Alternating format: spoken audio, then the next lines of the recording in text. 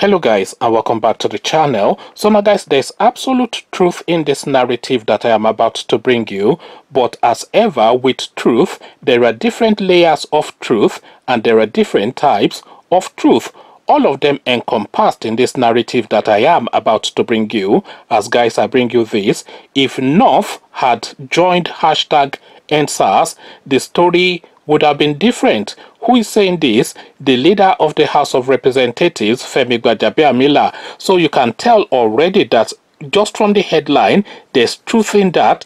If North, that is the northern part of Nigeria, had joined the hashtag #EndSARS, the story would have been different.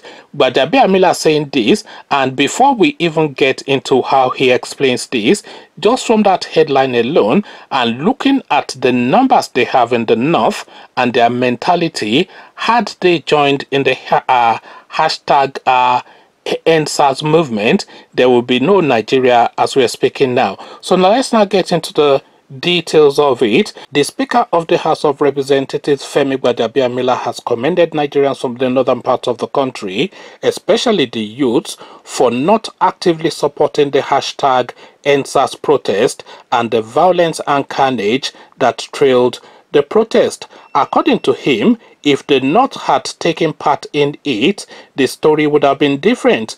Youths in the country had protested peacefully for about 2 weeks against police brutality in the country and called on the government to reform the Nigerian police force. The protest had, however, taken a different form when police shot at peaceful protesters at Lekki Toll Gate, which had thereafter instigated an orgy of destruction and looting in many parts of the country. Speaking when he paid a visit to sympathize with the governor of Lagos State, Babatunde Sanwo-Olu, on Sunday, the speaker said the destruction caused by the protest was a very sad event that should not occur again in the history of Nigeria. He said, "I want to also use this opportunity in a way to be grateful and commend our brothers and sisters from the North. I said this because if the North had been part of this, I don't know if we will be standing here today.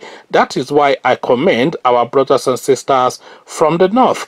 Gbajabiamila also said that Nigerians killed before, during and after the hashtag #EndSARS protest must get justice. The speaker, who sympathized with Nigerians from all parts of the country as a result of the killings, said the unity of the country was non-negotiable. The speaker and his delegation also paid a visit to the Oba of Lagos, Rilwan Akiolu, whose historical palace was destroyed during the wave of violence that engulfed the state. The delegation equally met with the national leader of the All Progressive Congress APC, Asiwaju Bola Ahmed Tinubu. Accompanied by some members of the House, Gbajabiamila at the Lagos House Marina expressed sadness over the wanton destruction of property and the devastation after he and members of his team watched a documentary on the incident. "I came in from Abuja today, not just to stand in solidarity with him, but by extension the people of Lagos State. These have been very difficult few days. It has even been more difficult for me in the last hour, driving in from the airport and sitting with the governor to watch the documentary here put together that evidences the carnage we all witnessed. It makes us all very sad.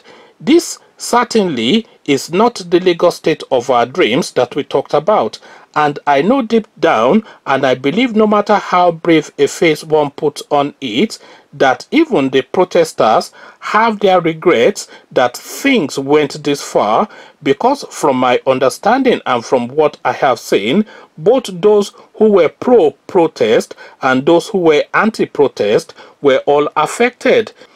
There is very little I can say, but I know that standing with me is a man of courage, a man of destiny, because it is very unusual for you to come into office and within a year and a few months you witnessed two calamitous events. First, you were the epicenter of C-19, which you dealt with to the admiration of all, Whilst we were still grappling with that, you now become the epicenter of the protest. I want to encourage you to lift your head high because you discharge your duties as a governor of a state that was troubled in the last few months or close to 1 year, he said.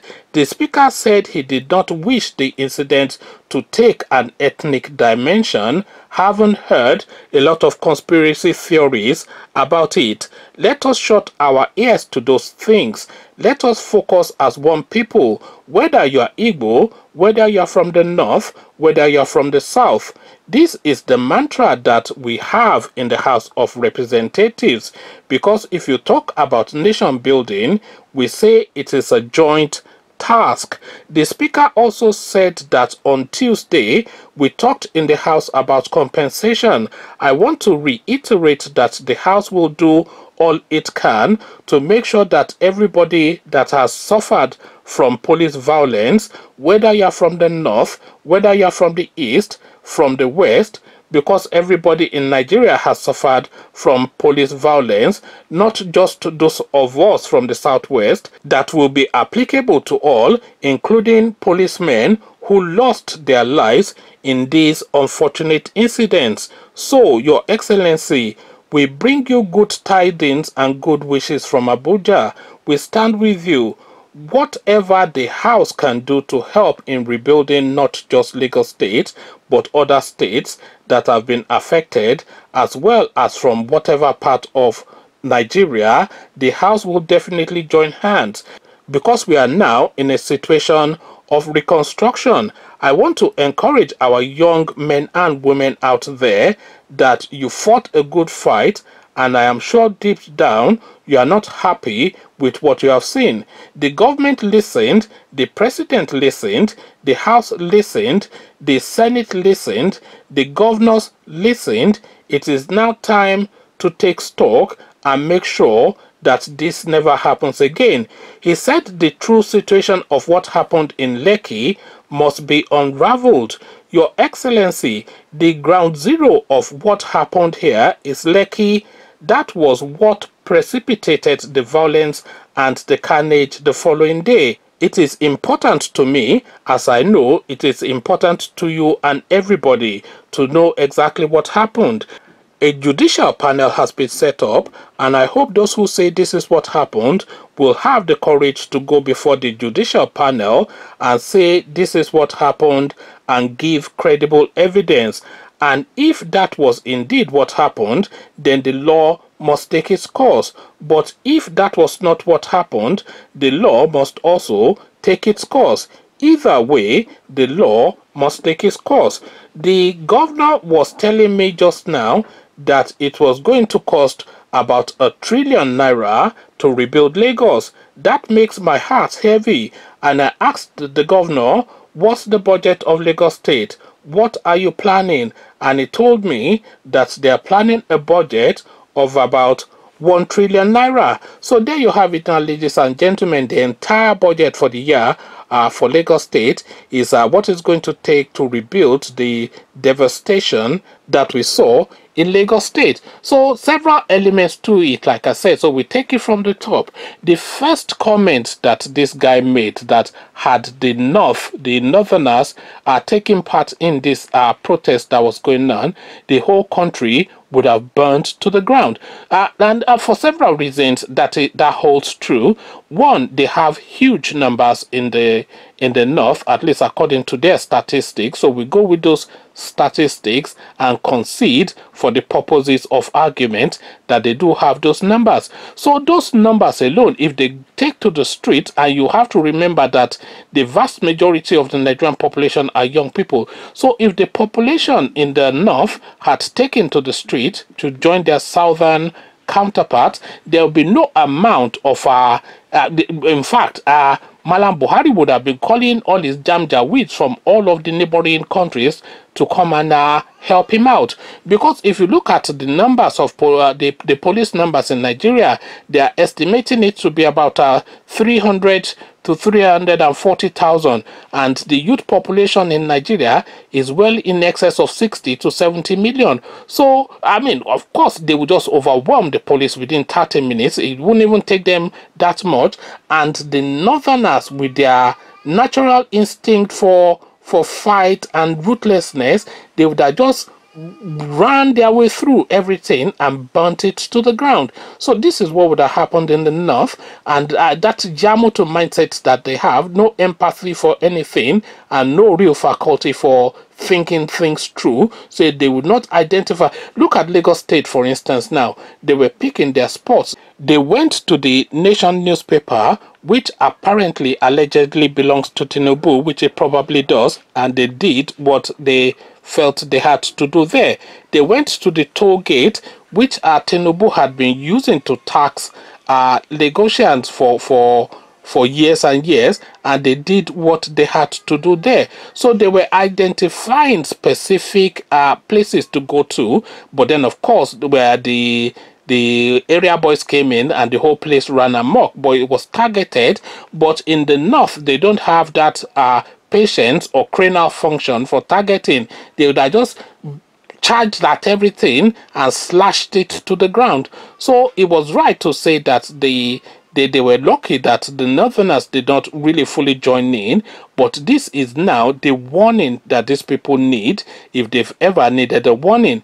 Lekki, of course, is something that we're never going to let go of, but the upshot of Lekki now, because the name is now coming out as a Lieutenant Colonel S.O. Bello, that is the name being attached to what happened in what's it called, in Lekki. So Lieutenant Colonel S.O. Bello is the name that everybody is recalling, and with that name, of course, and if you go look at the guy's picture on just Google it, and then Google it and you see what he looks like, then you immediately see that it's a Fulani guy. So now he's going to get away with it, because of course Malam Buhari would never move against a Fulani one, and more so a Fulani soldier too. It would never ever happen. So he gets away with that almost certainly. They'll find somebody else to blame, but certainly he gets away with it. They would have moved him out of Lagos already anyway. But then this is now the situation now. Had the North joined in, then the new Nigeria that we're all after, we would have either gotten it by now, or Nnamdi Kanu would have gotten his way, and the Oduduwa republics and all these sort of separatists. So because it's either one or two things, it's either had they not joined in, it would either then be a complete reformation of the country in its entirety, or a complete breaking up of the country in its totality. Conversations in the comment section. What would have happened had they not joined in is the question. What is your answer? Come tell me all about it in the comment section. But before you come into the comment section to share thoughts, click on the red subscribe button so it turns gray. Bell button notifies you every time I drop a new video. Click on like as well, because that helps with the YouTube algorithm. Once you've done all the clickings, come join me in the comment section, then come tell me what you're making of what Femi Gbajabiamila has said. So I'll leave you here. Carry this conversation on with you in the comment section, but here I say peace.